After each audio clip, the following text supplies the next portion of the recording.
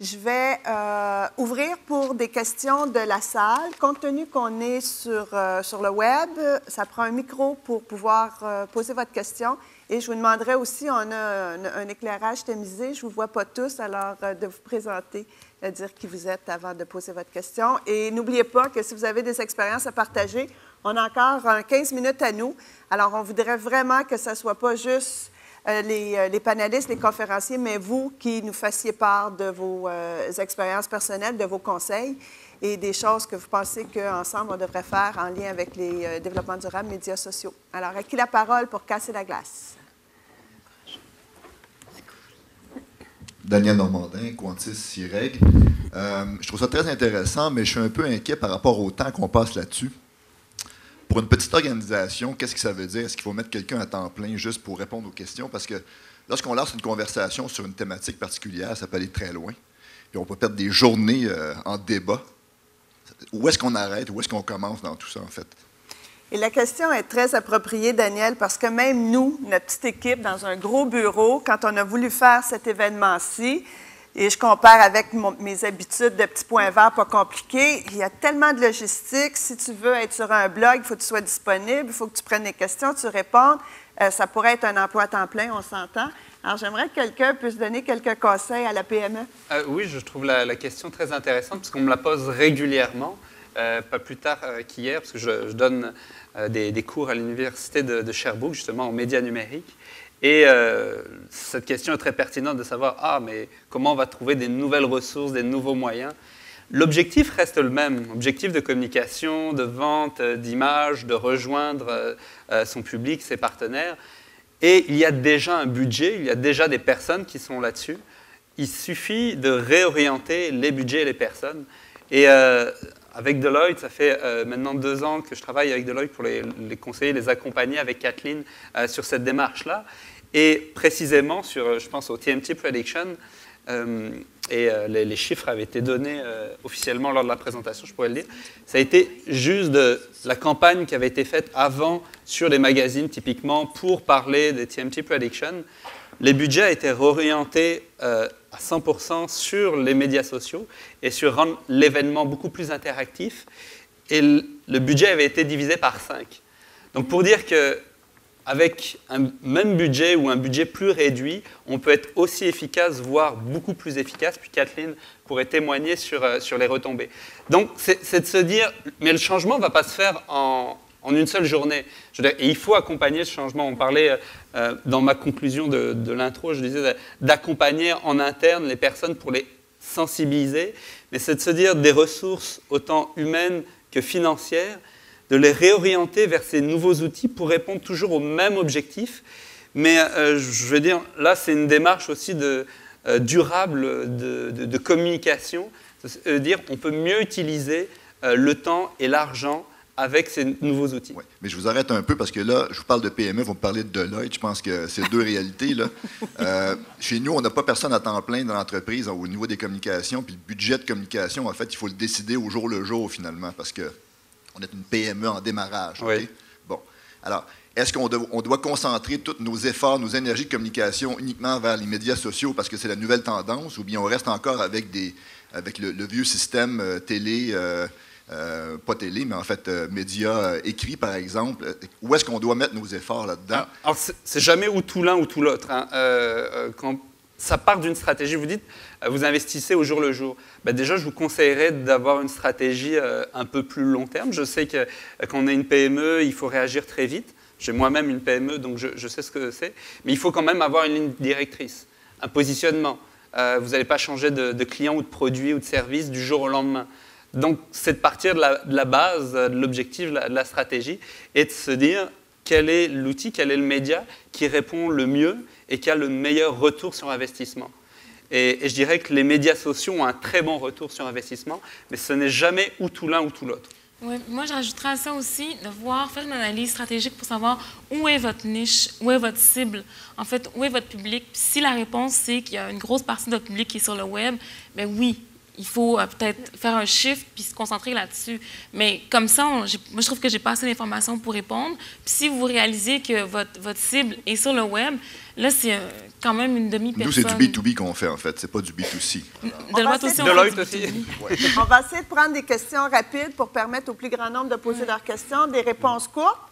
Et vous pourrez, par la suite, terminer café croissant avec des collègues de la salle.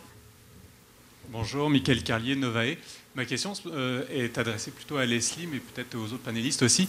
Leslie, tu as parlé beaucoup de votre stratégie qui était vraiment très orientée ressources humaines, finalement, je trouvais. Est-ce que vous, dans une perspective de B2B, ça rejoint un peu la question de Daniel, est-ce que dans vos objectifs de B2B, à travers les médias sociaux, est-ce que vous avez des objectifs plus précis que ça? Parce que finalement, ce que tu as expliqué était très orienté vers employés internes ou futurs employés. Quels seront vos objectifs ou en termes de B2B à travers les médias sociaux?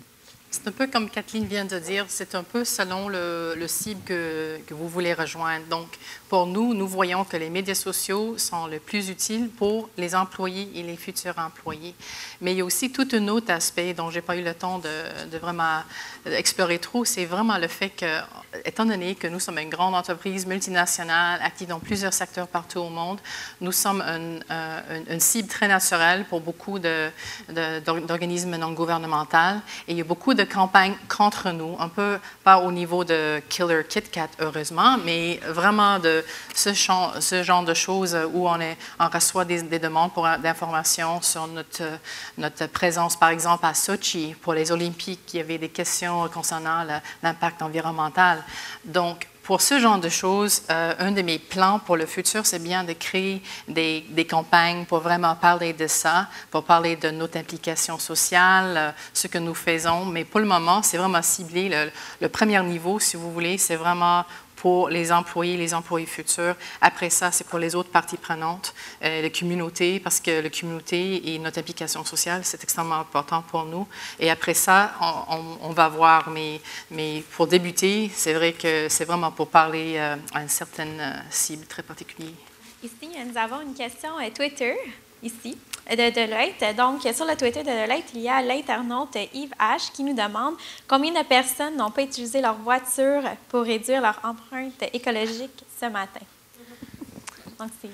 Alors, qui a fait du développement durable Quand ce même, matin? wow. Et il pleuvait en plus. Il pleuvait en plus. Ne pas avoir utilisé. Et deuxième, félicitations à tous. Donc, deuxième question Twitter, c'est sur le Return on Investment. On demande les UTM et les landing pages uniques peuvent-ils permettre de contrôler le retour sur investissement des réseaux sociaux? Pouvez-vous traduire pour nous? Oui, ça a l'air d'être un expert. Les UTM? Oui. Qu'est-ce qu'il veut dire par UTM? On pourrait peut-être lui demander de spécifier sa question. Pendant que vous trouvez la réponse, on va prendre une autre question.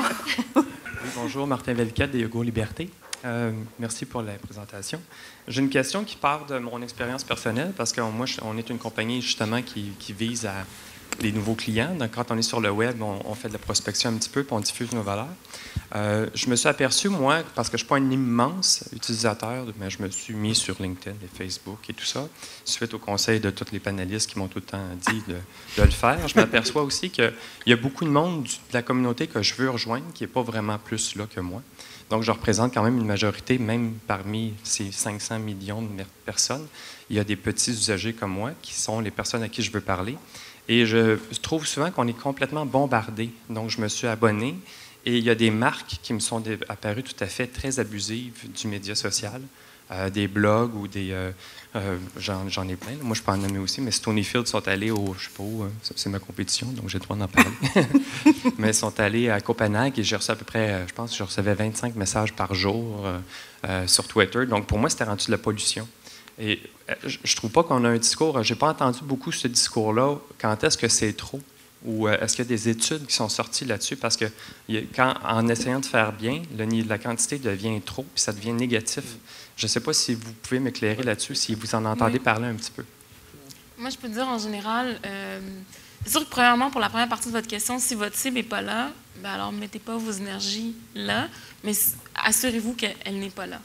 La deuxième composante de la question, 25 par jour, c'est trop. J'ai jamais vu ça. Par exemple, 5 à 10, gros max, même 5 à 7, 5 à 8, mais 25, c'est du spam. Donc, c'est sûr que ce n'est pas parce que l'entreprise est sur Facebook qu'elle sait comment se comporter sur Facebook et elle a besoin de conseils et d'être encadrée. Donc, moi, c'est ce que je peux dire par rapport à cette marque-là. Je pourrais juste peut-être compléter. On parle d'une bubble web 2.0. Quand on parlait de bubble e-commerce, maintenant, c'est un peu le bubble qui s'est fait. Donc, ces genres d'outils vont se probablement éliminer l'un après l'autre. Au niveau de l'inondation de l'information, puis comment on se comportait, j'aimerais juste compléter d'où vient l'importance de gouvernance. C'est-à-dire qu'on veuille, qu'on ne veuille pas, les médias sociaux nous cherchent, on est là. Et puis, avoir un minimum de gouvernance, savoir comment utiliser au sein de l'entreprise, quel est le contenu qui est pertinent, quel n'est pas le contenu qui est pertinent, quelles sont les parties prenantes avec qui on a envie de discuter et puis engager, ça prend un minimum de réflexion. Donc, c'est un peu là où il faudra faire appel à des spécialistes.